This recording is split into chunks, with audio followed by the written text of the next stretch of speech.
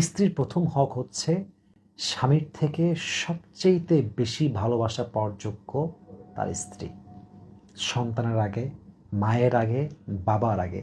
ভাই, বিয়ের পরে বাবার হক পেছনে, শুনবেন আবারও বলছি, রিপিট এগেন, বিয়ের পরে বাবার হক পেছনে, মায়ের হক পেছনে, সন্তানের হক পেছনে, ইভেন ভাই বোন আত্মীয় স্বজন ফ্রেন্ড সার্কেল সবাই ব্যাক।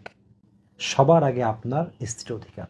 এটাই ইসলাম। ও মাই গড, সবার আগে তার অধিকার। আবার বলেন, কি শুনালেন আপনি এটা? হ্যাঁ, এটা বাস্তব। বিয়ের পরে আপনার মায়ের হক পেছনে, হ্যাঁ। বাবার হক পেছনে, আপনার বোনের হক পেছনে, ভাইয়ের হক পেছনে, বন্ধুর হক পেছনে, আত্মীয়দের হক পেছনে, সবার আগে যার প্রায়োরিটি লিস্টে, আপনার সবার আগে যার নাম থাকবে আপনার লিস্টে, সে হচ্ছে আপনার wife.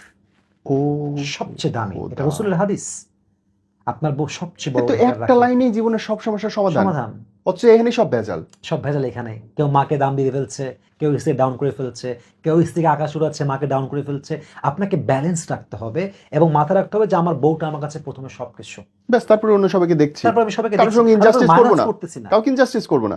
I'm not making injustice. Right, I'm just trying to establish the justice. right. Because the prophet says your wife is front and everyone Okay. is back. Okay, so done. আর তো কোনো কথা হইতে পারে আমার না। বউকে নিয়ে আমি সবার আগে থাকবো, এটা আমার জরুরি।